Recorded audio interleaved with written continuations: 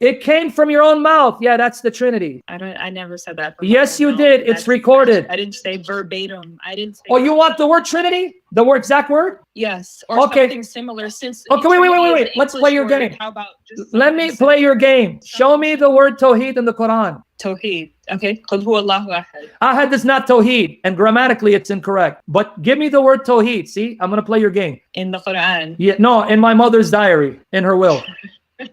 Exactly. See, show me the word Tawheed in the Quran. I just said it. Okay, show me where it says Allah is only one shakhs or one person. It doesn't say one shakhs because God doesn't ever identify himself as. You want to bet? In the hadith, he's called a shakhs and a shay. I am not. I don't like. Don't do that again. I'm gonna embarrass you, sister. Sister, if you reject hadith, we're gonna have fun. Manipulated by men. I'm not. Hadith. You mean the same hadith that you know? You need to know the Quran. Allahu Akbar, Allahu Akbar. You don't play games, sister. You don't choose the hadith you like. Okay. Now, since you want to play that game because you want to prove, I'm not going to prove the Trinity in your Quran. Go to Surah Al-Maryam, chapter 19 of the Quran. Okay. Surah Maryam. Chapter 19 of the Quran. Now, I want you to read slowly, 16 to 21, slowly. But read 16 to 19 first. Okay, so. Go ahead. Slowly. And mention, O Muhammad, in the book, the story of Mary when she withdrew from her family to a place toward the east. And she took in seclusion from them a screen. Then we sent to her our angel. No, it doesn't say angel. It doesn't say angel. Correct it. That's a mistranslation. What's the Arabic word? It's ruh. Ruhana. Ruhana. Yes. So as we sent her our spirit, right? Sahih International said that. I could care if it's Da'if International. Hassan, it doesn't matter. The Arabic is ruh. It doesn't say angel. Yeah, in Arabic it says ruhana. Okay, so we sent her our spirit. That's why other translations like Piqthal and Arberi, it says ruh. So we sent her our ruh, our spirit. Now keep going. And he represented himself to her as a well-proportioned man. Keep going. She said, indeed, I seek refuge in the most merciful from you. So leave me if you should be fearing of Allah. He said, I am only the messenger of your Lord to give you news of a pure voice. Stuck for Allah. This is international. How dare it butcher the word of your God. It doesn't say, I'm only a messenger of the Lord to give you news. That's not in Arabic. It's li ahabba. I've come to give you a faultless son. Correct the English. It says, قال إنما أنا رسول ربك لأحب لك. لأحب لك. It means I came to give you a faultless son. It doesn't say news. So corrected. What did the Spirit actually say? I'm only a messenger of your Lord, sent to give you a faultless son. Right? Sent to give you a faultless son. Yeah. Li ahabba isn't I give you news. I give you. The word news is not in the Arabic. It's not. No, the word news is not directly there. But okay, so translate it word for word. That's why other translations say, I am only a messenger of your Lord sent to give you a faultless son. Okay, so who's going to give her a son? The angel by the will of God. You said angel again? I'm going to give you $10 million. Show me the word angel. Where did you get angel? It said spirit. So who gave her a faultless son? According to the Quran. Right there. What you're reading, that's the Quran, right? Who gave her a faultless son? It says angel. Oh my goodness. I'm going to hit my head against the wall. The word is not angel in the Arabic. You just read it. Ruhana. It's spirit. Who gave her the faultless son? It just says we blew our spirit. But no, that's somewhere else. Angel. Are you reading in front of your eyes? We sent her our spirit who appeared as a man. The Spirit said, I'm only a messenger of your Lord to give you. So who gave her the faultless son? It's in front of you. The angel. Oh, the word angel is not in the Arabic. My goodness. Can you say it? The Spirit. No, because I don't have. Okay, is there a different English translation? Yes, Piqthal and Arberi. There's many translations, man. But you don't need you read the Arabic. You read the Arabic. In 17, it says ruh. It's spirit. Yeah, yes, we said ruh, and that means spirit. And we know in Arabic, malak is angel. Yes. So who gave her the faultless son in that chapter?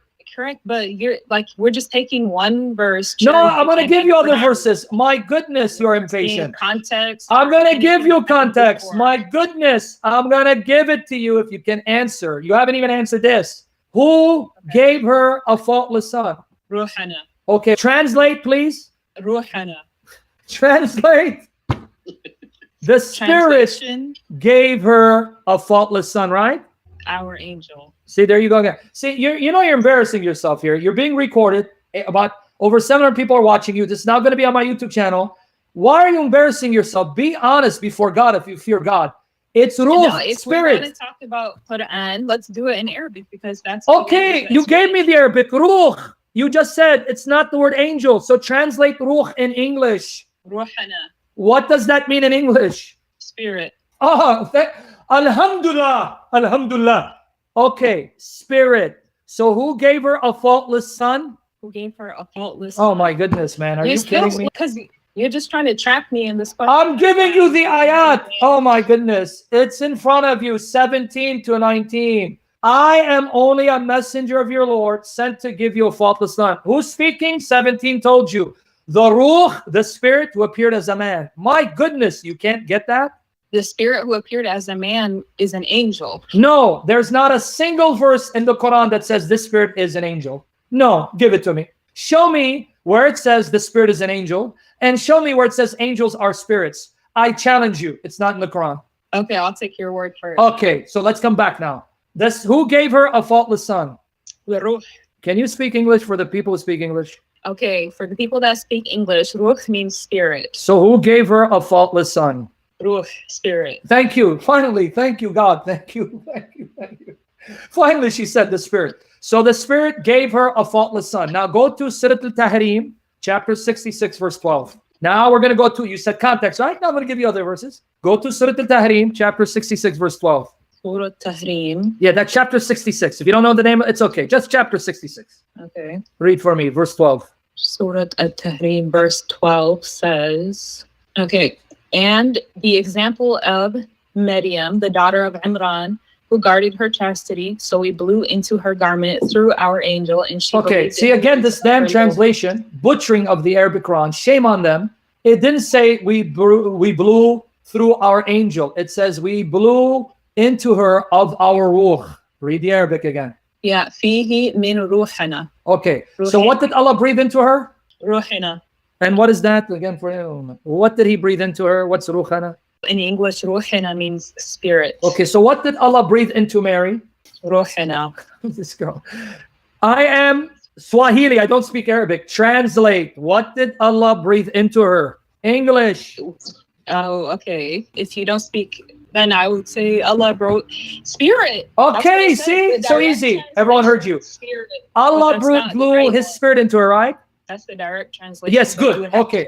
But can you tell me what the Arabic, sister, can you tell me what the Arabic ahsanat farjaha means? What's a farj? Ahsanat farj? Yes, right there. Ahsanat farjaha. That's the Arabic. What's a farj? Yeah, what's a farj? I don't know. You sure you don't know, or you're just too embarrassed? Yeah. No, I don't know. It means the woman's vagina vulva, the private part. Okay, yeah, that's why I don't know. I don't know words like that. Okay, that's good. I pray God bless you. You stay a pure virgin and meet a godly Christian man to marry you and show you the love of Jesus in Jesus' name. Beautiful. I'm glad you're not spoiled and rotten like 90% of the world population. Anyway, it says Mary guarded her vagina vulva, and we breathe into her vagina vulva our spirit. Now, let me ask you a question. Why did Allah breathe the spirit into her private part? To do what? To make her pregnant. Wow! Everyone heard you. Thank you. So guys, hear what she just said. God sent His spirit to get Mary pregnant. So you just admit the spirit is creator and life giver. Good job. You just admit. Yeah, by this verse, which specifically says ruhana. Yeah. And so the spirit that came to Mary, so the spirit that came to Mary appeared as a man, spoke to her, she spoke to him, and he says, I'm here to get you pregnant. And then he entered her body and got her pregnant. So here you just admit the Spirit of God is a person who appears as a man who creates and gives life. Now do the math. How many is that? Allah and the Spirit. How many is that? Yeah. Okay, but I said that's what the direct translation means. I didn't say that was. So you want to go indirect? What? Okay, how do you go indirect around this? What's the indirect? I didn't say it was the correct translation. Okay. Let's go to indirect translation. Translate the way you want. Let's see. Okay, go ahead. Translate it. Let's see how you're going to translate it. The correct translation is that this is an angel. So the angel created Jesus. So you made an angel a creator and a partner with Allah. So you now are a mushrik. You just committed shirk. Good job. By the permission of God. Just like So Moses Allah did, permitted by the an permission of angel. God. See, you're still not listening. Allah permitted an angel to create and give life. That means Allah made the angel his partner in creating and giving life. So now you just said Allah is the one who committed shirk. Good job. So Allah is a mushrik. Good job. Yay. Keep it up. Keep bearing your God. Keep it up. I said by the permission of God. So Allah gave permission to an angel to create and give life, which means Allah permitted an angel to be his partner in creating. So Allah committed shirk. What don't you get? Not to know. He didn't give permission to create and give life. Who created Jesus in the womb? You just said the spirit was the angel. Are you now backpedaling? Backpedaling? I'm not backpedaling. I'm So giving the who full created story. Jesus in the womb? The angel. Oh, but so it the angel wasn't- created. The angel couldn't do it by himself. So Allah gave him the ability to create. Allah gave him the ability. So Allah made an angel his partner in creating and allowed him to share in his power to create. So you end up with Allah being a mushrik. So you can't get out of this. You just condemned Allah for committing shirk and you still don't get it. No, because that was God's will. He gave him God's will to permission commit shirk. Good job. God's will to commit shirk. Allahu Akbar. Thank you. So guys, you heard it. Her God willed to commit shirk because he took a creature and gave the creature the ability to create, committing shirk. Allahu Akbar. Thank you. You just condemned your God to hell for committing shirk. Wonderful. Keep it up, sister. Come on. Wonderful. Keep it up. No, Gabriel brought the spirit. It's not that he Nowhere does it created say Gabriel. Gabriel, it doesn't mention Gabriel. Don't add the words. Okay, Gabriel's not. Okay. angel. And where does it say the angel brought the spirit? It said no. The angel said, I will give you a faultless son. Going with your translation. I'm going to give you the son. Okay, that's why you have to read tafsir of Quran. Oh, you wait. All this time, you didn't want to go to a hadith, but now you want to go to tafsir. And yet the tafsir, they come centuries later, and they're going to tell you what they think the Quran means. But when I wanted to go to the hadith, don't go to hadith, but let's go to tafsir. Woman, you are embarrassing yourself. I don't think that it's an embarrassment because it's just honest questions being asked. What But honest like questions? said I asked you before, questions. Can you just admit the spirit is a creator and life giver? So either Allah is two or Allah is someone who commits shirk. So you're not going to get around this. You're stuck. According to in Islam, Allah is one, and that's it. One what? Is he one what? One door, one vehicle, one tire, one attribute? What? One what? One what? One God. Okay, what does one God mean? That's it. One God. What does that mean? Okay, what does it mean to be one God? You didn't explain anything. One God. That's In the it? You're going to repeat it? One God, 99 one God. names. What We does have that mean? 99 Okay, names. okay. Allah, oh, he has how many Rahman, names? Ar-Rahim. Wait, hold on. You said he's one. How can he have 99 names? He's only one. You can't have more than one. 99 names, attributes. You can't have, no, if he's one, he can't have 99 attributes. You can only have one if he's one. Sorry.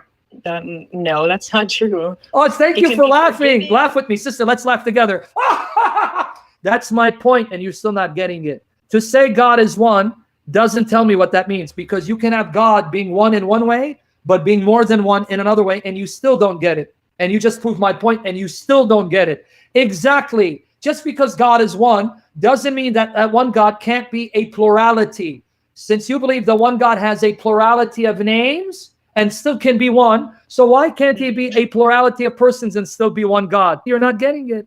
Because that's a direct contradiction. Where does the Quran say Allah is only one person, therefore he can only be one person if he's one? Where? Give me the verse. The most basic Quranic verse that every Muslim knows. And it doesn't say he's one person. Sorry, it doesn't work. Kulhu Allahu Ahad doesn't prove your point. It says he's one. What does Okay. Allahu Ahad mean? I'm asking you what it means. What does it mean? So Allah is One. Ahad. One God. What does it mean for to him be one God? That means he only has one name. See, Ahad means Allah only has one name. Prove me wrong. Qul huwa Allahu Ahad means say. And that means he has only one name. One God. One God, one name. That's it. If he's Ahad, that means he only has one name because he's Ahad. That's it. I just destroyed your religion. Prove me wrong. Doesn't say anything about name. Thank you. And it doesn't say anything about persons. It doesn't say he is Ahad, one person, just like it doesn't say Ahad, one name. See, you're helping me refute you. Good job. Keep it up. Thank you. Yeah, so then it says, Qul huwa Allahu Ahad, Allahu Samad. Lam And what yalid does wa lam Samad yulad. mean? Lam yalid wa lam yulad. What does Samad mean? He does not give birth, nor does he What does beget. Samad mean? You still didn't answer my question. What does Samad mean? Exactly. Because even your Muslim scholars didn't know what Samad meant. Now, when it says Lam yalad wa lam yulad, okay. In the Quran, what does it mean? Lam yalad wa lam yulad. In the Quran, what does walad mean? Lam yalid wa lam yulad means he does not give birth, and nor has he Give begotten. birth in what way? According to the Quran. How does the Quran define that word? To give birth Walad? sexually, right? Correct. And so can you name one Christian who believes that God gave birth to Jesus sexually? Sexually? Yeah, because No, the word it doesn't say yalad that. walam let me explain. Lam yalad walam yulad. That word walad in the Quran, always when it's used in the Quran, always it means offspring through sexual intercourse. Always when the word walad is used. Always in the Quran. So no Christian believes that Jesus is God's walad through sex, that God had sex and he gave birth to Jesus. So that doesn't say anything about my deen. So you're misapplying it. So now I want to ask. I don't know about that. I'll have to take your word on No, that. you better take it because I've done the research. Just means sexual. Yes. Like I said, that's. Yes, I even wrote articles on it. The word walad always in the Quran refers to offspring through sexual intercourse. Your parents, children. It always means children born through sexual union. Okay, now Okay. I want to ask you a question, and we're going to end it because I got to do another live stream somewhere else. In chapter 6 of the Quran, verse 101, chapter 6 of the Quran, verse 101, there it says, wonderful, I want you to listen to this, wonderful originator of the heavens and the earth. How can he have an offspring seeing he has no consort? In other words, he can't have a child without a consort, right? Okay, you sure you agree with that logic? How could he have a son when he does not have a companion? Yes. And he created all things. So you agree with that logic? That he can only have a companion if he has a consort, and if he doesn't have a consort, he's not going to have a companion? You agree with that logic? You got to agree with the Quran here. You can't say you don't agree, right? Yeah, of course, because there are things that God can't do. Okay. Like God can't die. Excellent. Okay, we'll get to that part. We'll talk about whether he can or not. You're assuming too much. You just proved that your God is an ignoramus. Do you know why? Can I tell you why you just proved God is an ignoramus? Enlighten me. Okay, because Mary said the same thing to the Spirit. If you go back to Surah Al-Maryam, chapter 19, verse 20, she said the same thing. How can I have a son seeing I've known no man? And your God said that's easy. So wait, it's easy for Mary to have a son without a consort, but your God, it's too difficult for him to have a son unless he has a consort. So Mary is bigger and better than your God. No, definitely not. So then why could Mary have a son without a consort, but your God can't have a son unless he has a consort? Why? He can't have a son, period. No, that's not true. Nowhere to say can't have a son, period. Because in chapter 43 of the Quran, verses 3 and 4, it says that this Quran, chapter 43, verses 3 and 4, it says this Quran is in the mother of the book, Kitab, that's with us. Can you read that for me? Chapter 43, verses 3 and 4? Quran 43. Verses 3 and 4. Watch here. Read for me. It says, indeed, we have made it an Arabic Quran that you might understand. And indeed, it is in the mother of the book with us, exalted and full of wisdom. Okay, pay attention to verse 4. This Quran is in the mother of the book, Kitab, that is with us. So that means the Quran has a mother, the mother of the book. That's with Allah. Now, listen to me carefully because I want you now to refute the logic. The Quran you said is the word of Allah. The Quran has a mother. It's in the mother of the book. If the Quran has a mother and it's the word of Allah and the mother is with Allah, that means the Quran's mother is the wife of Allah. Allah is the father of the Quran, according to Islamic logic. Because yes, it's right there. You read it. The problem with what you're saying is that you're assuming that everything is just a black and white. That's not how it works. I'm sorry. I'm just using the no. You can't get around this. I'm using the logic of the Quran. If the Quran is in the mother of the book, Kitab, mother of the book, and the mother is with Allah, that means the mother belongs to Allah. And the Quran is the word of Allah, that means Allah is the daddy. Allah is the daddy of the Quran, and the mommy of the Quran is his wife. That's Islamic logic. Refute me. I can refute you because it doesn't mean mother of the book doesn't mean literally there is a mother. No, I'm sorry. I'm going to take it literally because Allah can't have a son unless he has a consort. So he can't have a son spiritually unless he has a consort. So the Quran can't have a mother unless it's literally and sexually. And Allah's the daddy because the mother's with Allah and the Quran is the word of Allah. Allah's the daddy. Mini abuch, Allah. Yeah, you can't take that literally. And you can't take that literally. So the Quran can have a mommy. Mary can have a son without having sex and a consort. And the mommy of the Quran can have a book without having a consort. But your poor Allah can't have a son unless he has sex. So the mother of the Quran is greater than Allah and Mary's greater than Allah because they can have offspring and children without sex. But your poor God can't have a son unless he has sex. Oh, Jibreel, please help me. I am Allah, even though I can do everything. I can't have a son unless I have a consort. But Mary can have a son without a consort. And the Quran can have a mommy without having a daddy. Are you serious? Yeah, so there's some things that Allah can't do. For example, God can't go to hell. God can't. Wait, who's sustaining hell? Wait, no, let me catch you. Who's sustaining hell? Who's giving life to hell? Who's preserving hell? Yeah, God, but God. Now you caught yourself. To hell. No, you caught yourself. Yes, Once you admit, you're not listening. Once you admit Allah sustains hell and is giving life to hell, he has to be there because hell has to be in his control. So no, you just refuted yourself. He's not there. It can be in his control, and he's. How can he not be there so he can control something without being there? Explain that to me. Yeah, I can have a business in Dubai. No, but you're not God, and you have no control of your business. That's going to refute you, because if you're not in your business personally, you don't know what they're doing to your business in Dubai. No, that actually refutes you, because you're not in Dubai running the business. You're here trusting the people that are honest, but you don't know if they're stealing or destroying your business. That destroys your argument. Okay, so in Christianity, you believe that God can go to hell. Well, let me explain. In Christianity, don't change it because you argue. In Christianity, the entire creation is before God. He oversees every part of creation. He sustains every part of creation. So he's actually present in hell, not to suffer, but to punish. Yes, Revelation 14, verses 9 to 11, and Psalm 139, 7 to 8. So don't teach me my religion. I know what I believe, and I know what it means. Can God go to hell to suffer? Why would he go to hell to suffer when he's the one who's punishing people in hell? The suffering comes from him. Okay, so that's proof that God can't do something. No, okay, wait, sister, hold on. You said he's not in hell, so now you believe he's in hell, but he's not there to suffer? When I said in hell, I said he's not going to condemn himself. I literally used the word condemn. Okay, so all right, so now that's fine. Now show me that God having a son is one of the things he can't do. Show me that. I said lam yalid wa lam yulad, but you told me that's sexual. Yeah, because walad throughout the Quran means natural parentage and offspring through sexual intercourse. Oh my goodness. Okay, God cannot die. Is that something you Okay, and what do you mean by die? Wait, what do you mean by die? God can't die. What do you mean by die?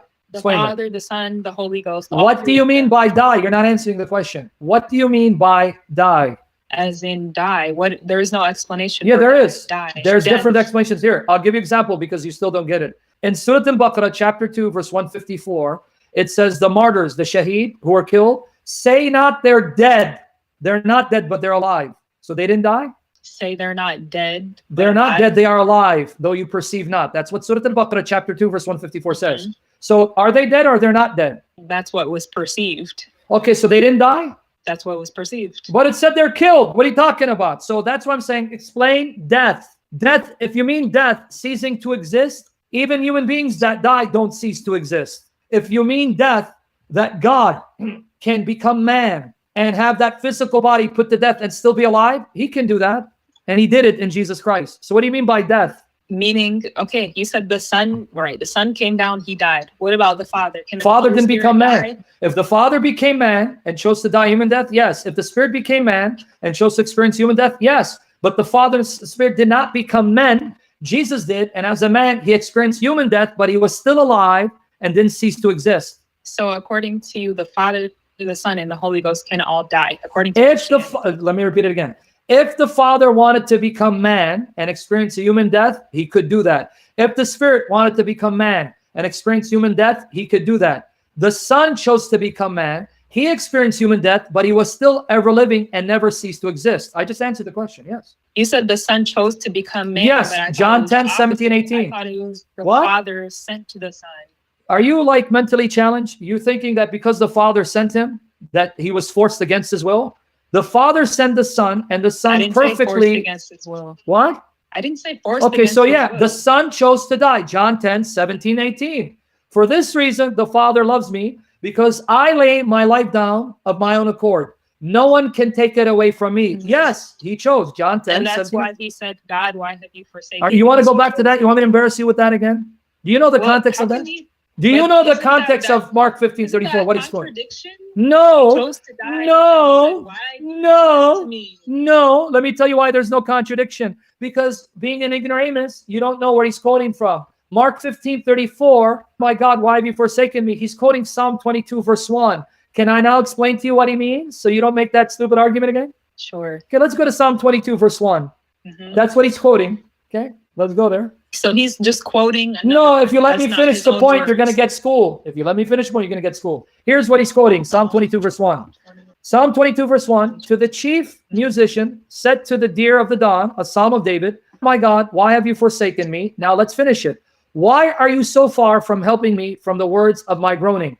Jesus's words isn't why you've abandoned me. His words are, how much longer will I remain in this condition where I'm under the judgment for sin when it's now finished, done with, over with? It's not, oh, why are you forsaken? It's how much longer will I remain in this predicament?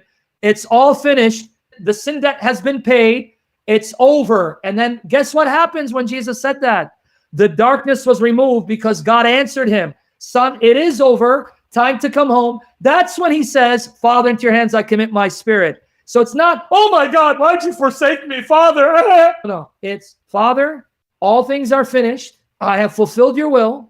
I have drunk the cup. The debt of sin is paid. How much more longer will the judgment last now that all things are finished? And the answer is, it's over, son. That's why the darkness vanished. And then he says, Father, into your hands I commit my spirit. So don't quote passages out of context when you need to read passages in context, because you're going to keep embarrassing yourself.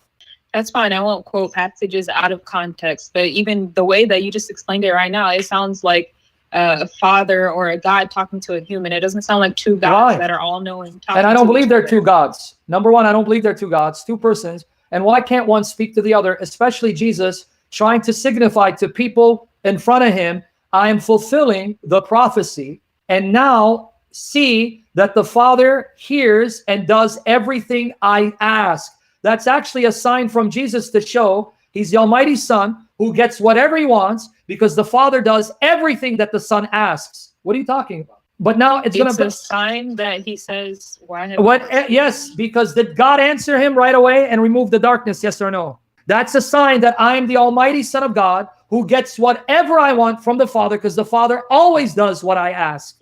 And that's in John 11, 41, 44. But before I go there, you sure you want to use this argument? Because now you're going to prove that Allah is a false God. You sure you want to use this argument? Yeah, I want to use that argument. You sure?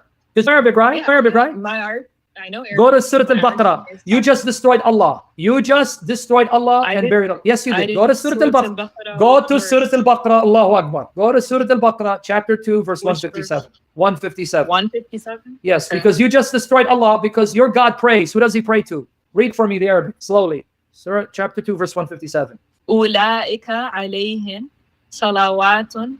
Repeat that word again. Salawatun. And then finish it. Min rabbihim. Okay. Wa rahmatan wa ulaika humal muhtadun. What does the word salawat mean? Blessings. You wicked liar. The word blessing is barakah. A'udhu billah. A'udhu billah. You think you're going to lie to me and get away with it. The word salawat is plural for salah. The word for blessing is barakah. Barakah is blessing. Barakat would be blessings. The word salawat means prayers. Why would you lie to me?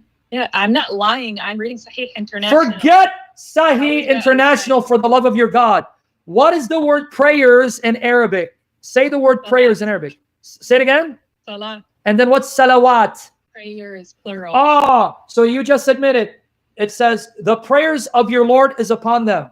What prayers of your Lord? Your Lord has prayers? Yeah, he can. He can pray. So your God can pray, but Jesus can't pray to the Father. Wow, you inconsistent hypocrite. How is that inconsistent? God can, why can't Jesus pray to the Father and still be God if your God Allah can pray and still be God? Did I say Jesus can't pray to you just said that earlier. It sounds like a human being speaking to God, not two gods speaking to each other. Yeah, you just said that. What are you talking about? That was your argument. I didn't say anything about prayer. I just said it sounds like somebody is uncertain. No, it should be certain. How can it be uncertain when he's saying it's time to be reconciled? It is now over because I have drunk the cup fully. It is finished because the psalmist is telling you it's not, oh God, okay, it's done with.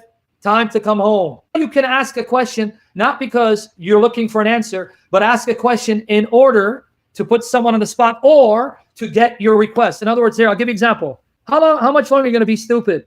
Am I asking or am I actually belittling you and saying, stop being stupid?